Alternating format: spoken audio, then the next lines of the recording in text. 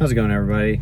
It's Hunter Collins with day 2 of what it's like to live with a full-time work schedule and pulling full-time college hours. Today was pretty interesting for me. I managed to finish my summer semester, got my finals out of the way. I feel like a million pounds is off my shoulders. And started the week off with a bang. My van broke down right as I was trying to finish my shift. Had a pretty massive oil leak. So we are going to be bumming rides from my coworkers until it's taken care of. I wanted to take the time to talk a little bit about some of the things that I wish I was told when I was originally going to college. And, tell me if I'm wrong here, but the hours and credit system doesn't really make any sense to me. You'll go to a calculus class and it's worth 4 credits. Then you go to an English class and it's only worth 3. Personally, it's never really made a whole lot of sense to me, but that's okay. It doesn't have to make sense. But the big thing I wanted to cover down on was what actually constitutes a full-time schedule. And funny enough, it's really simple. It depends on what college you're going to and what the state would say is full-time. So in North Carolina, and with the community college I'm attending, they say 12 credit hours is full-time for the spring and fall. And for the summer, they only need 9 credit hours. As far as like the courses I've taken as an associate of engineering, or rather an aspiring associate of engineering, so far I've only knocked out my Calculus 1, some of the prerequisites for that. I've gotten public speaking out of the way. I've gotten my English, most of my core curriculum's taken care of, essentially. So some of the things you may not really be ready for if you're going to college is that you're going to have to take courses that has no value to your actual degree. Or rather that it will have value, just it is not as critical to your degree. An example of which is that I'm having to take an ethics course as an engineering student, and it doesn't make a whole lot of sense to me, because your company that you wind up working for will make you act ethically within the confines of the law, for the most part, at least. Something else I wanted to kind of touch base on as well is electives. A lot of people see electives as a waste of time, and rather than something that helps you fuel your degree, they see it as a way for the college to siphon money from you. I personally disagree with that stance. I think that electives are actually a way for you as a student to strengthen your background. And I actually just finished this course, and I think it ties in perfectly.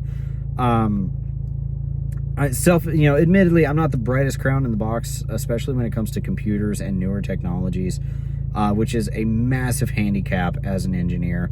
So I took it upon myself to take an introduction to computers course.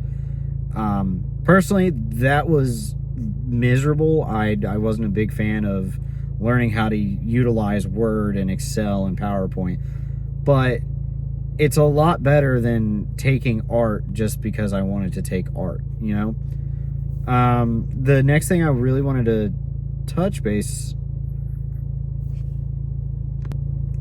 talk about is that you shouldn't go into a degree just for the money or the potential careers afterwards. You see it all the time with engineers. They'll go into it and they have high expectations. They see the 6-figure salary and they're like, I just want it. It's easy. There's no way that it's actually something I'm going to hate. But you have to have the right mindset for the degree that you're going for. So if you like tinkering and you like breaking stuff apart and seeing how everything works and how all the small little components actually play into the bigger picture, then yeah, engineering's good for you. And you'll have your aha moment and when you realize that this is something you want to do. And I'm not going to bash any art majors or anything like that. I think that's a fantastic program. If you're already financially stable and you want to, expand your repertoire, I would really encourage people to understand that your degree is not a guarantee of a job. So just because you earn a bachelor's, even as an engineer, you're not guaranteed the position at all. I'm doing technical work now so I can build a foundation and say, hey, I may not have very much, engineering experience, but I've worked in a closely adjacent field. And I know this video is all over the place, but I wanted to put this out there as an improvement from my first video. I know it was terrible. I was tired. I hadn't slept in days, but I was tired of writing everything down and not really getting any sort of fulfillment from that in any sort of mental way, if that makes any sense whatsoever. But I feel like putting these videos on YouTube, trying to guide others on the same journey that I'm going through, and offering what little advice I possibly can, as well as just sort of creating a historical bookmark of where my life is. I think it's a lot healthier than just internalizing it and hating my existence because I don't have any decent outlets. So that being said, I don't really know where this channel or what I'm going to do with this channel. I don't know where it's going to go. I don't know how it's going to turn out. I just know that this feels good for me and I want to keep doing it. It doesn't take very much time out of my day to do this. I'm keeping the editing as minimal as possible just because I want to maintain that authenticity with anybody that wants to stick around. And yeah, no, I mean, kind of a flubbered out ending here, but real talk, if you think that this kind of, I guess, vlog or blog, I don't know, if this sounds something like you're interested in, let me know in the comments. Give the video a like. If you're really digging it now, you can subscribe, and that way I know that there's other people out there. All right, thanks guys, have a good one.